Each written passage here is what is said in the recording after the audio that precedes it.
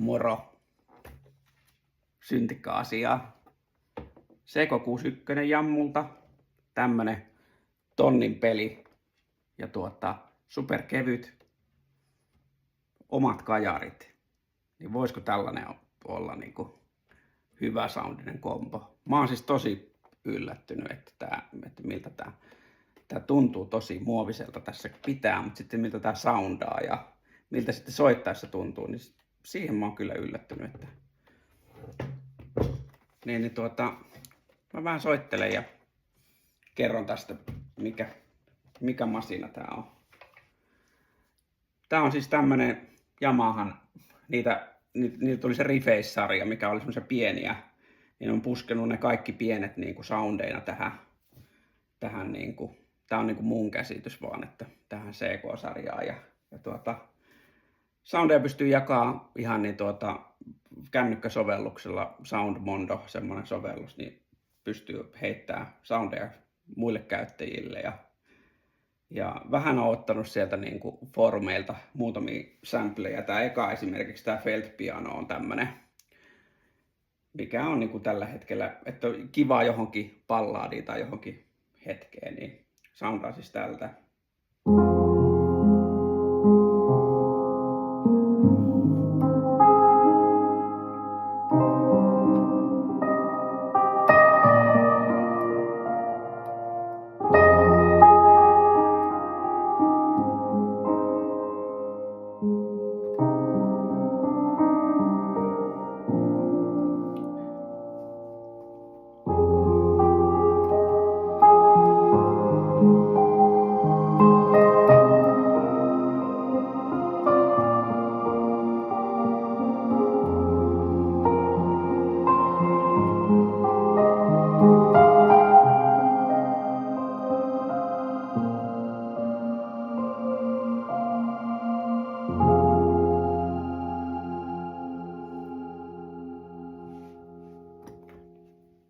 Aika hyvä. Vähän mä ujutin sinne tuommoista pad-soundia alle.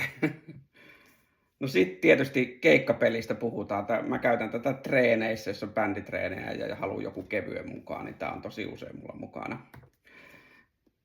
No klavinetti on varmaan semmonen, mitä jengi tykkää käyttää.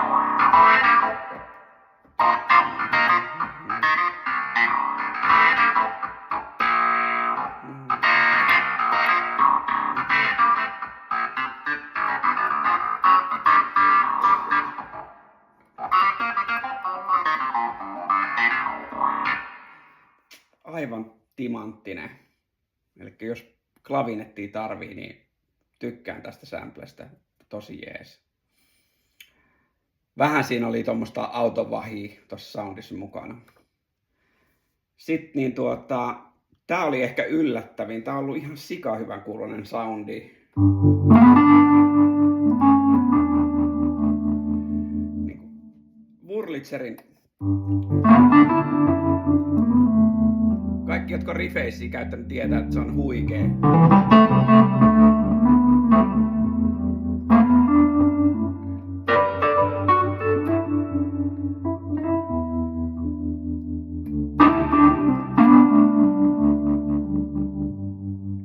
Sitten urun mä oon laittanut tänne, kun mun mielestä kuuluu tähän.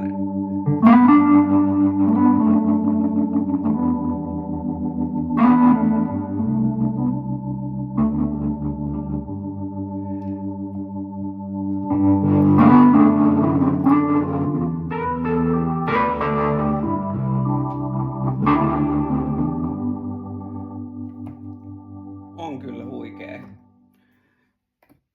Urku muilta osin on, mulla on yksi soundi tossa, mitä mä voin sitten urkuna demota. Sitten tietysti Yamahalla on ollut tosi hyvät nää, ehkä mitä niinku muilla valmistajilla ei ole ollut mun mielestä näin heleitä nää niinku FM-soundit, niin tää on kyllä huikea ollut tää.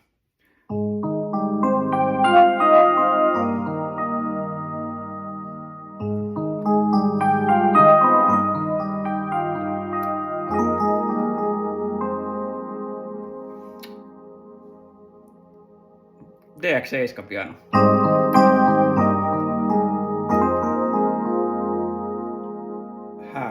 On kyllä hyvä.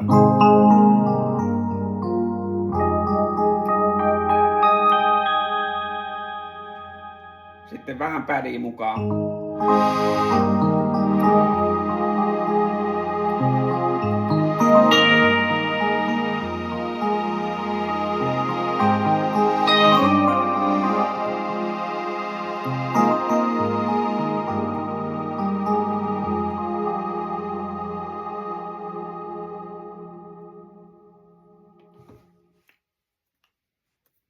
Tosi jees. Sitten ihan peruspiano.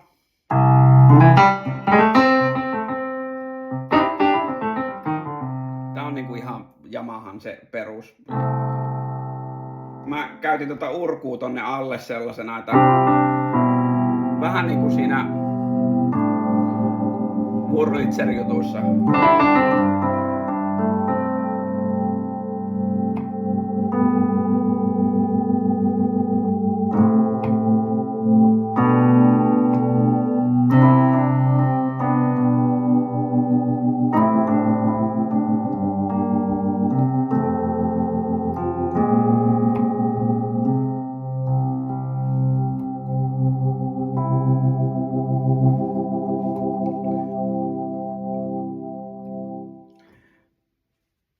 Ihan normi Yamaha, ne jotka on Yamaha käyttänyt, niin tosi hyvä pianosoundi, ei mitään ihmeellistä siinä. Sitten tietysti prässisoundeja. Niin jos tätä soitetta käyttää, niin varmaan monet käyttäisi tätä niin kuin siinä yläkoskettimistolla, niin ihan uskottavia prässi.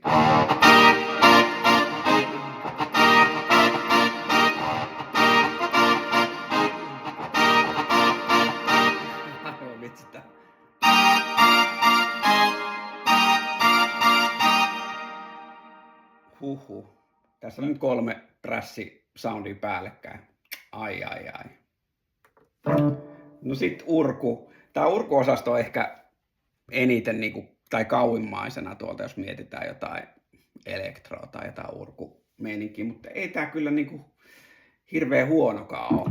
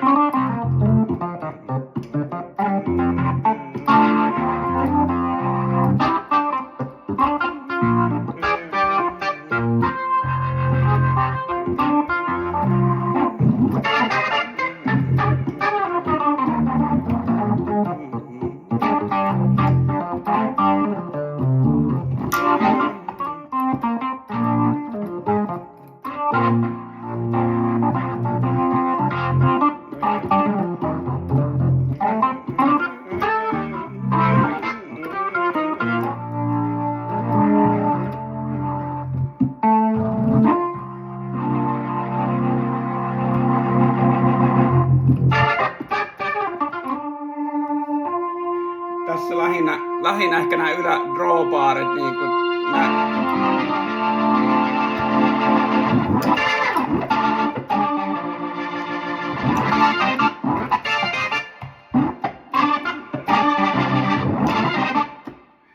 niin nämä on vähän sellaisia, että tulee niinku PA:ssa niinku vähän silleen liian kirkkaana, mutta sitten jos ekuttaa sen, niin ihan niinku siedettävä. Mutta mä tykkään tästä urku, että pystyy näitä drawbareja säätämään ja musta toimii tosi hyvin, jos ne on jonkun soundin alla, niin niissä se on kyllä ihan huikea. Sitten tietysti niinku ihan lead-soundeja, että jos soittaa, mä oon tehnyt tänne tämmösen pad-soundin alle ja täällä on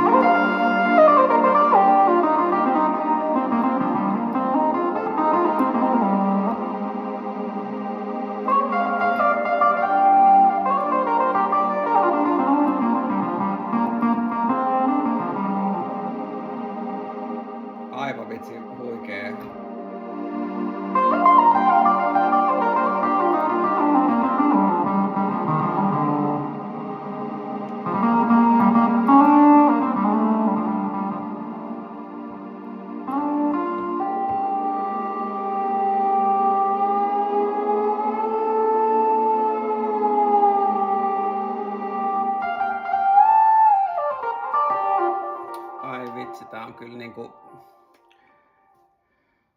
huikee. Mut joo, niin tällainen tuli 10 minuutin video. Tässä oli niinku 8 eka mun tällaista sampleja. Niin näitä on niin tähän menee 8x8, 64 erilaista soundia ja saa kytkettyä niin kuin Bluetoothilla vaikka backing trackit suoraan puhelimesta ja ihan niin siellä on input, jos haluaa ajaa jotain sisään jotain. Jotkut treenit oli silleen, että ei ollut PA:ta mukana, niin pistettiin mikki kiinni ja tuli kaikki laulutkin täältä. Sekin oli ihan niin hauska kokemus. Mut joo, tämmönen masina. Jos ei joku vähemmän rahaa ja haluaisi niin hyvän soittimen, niin kyllä mä voisin tällaista suositella. Tää on mulle ollut kyllä niinku ihan löytö. En saa tästä videosta siis mitään, että tää on ihan vaan mun omia ajatuksia. Niin pistäkää jos tykkäätte, niin peukkuja mulle. Jos ette tykkää, niin laittakaa, että en tykkää. Mukavaa päivää sinne linjoille. Moro!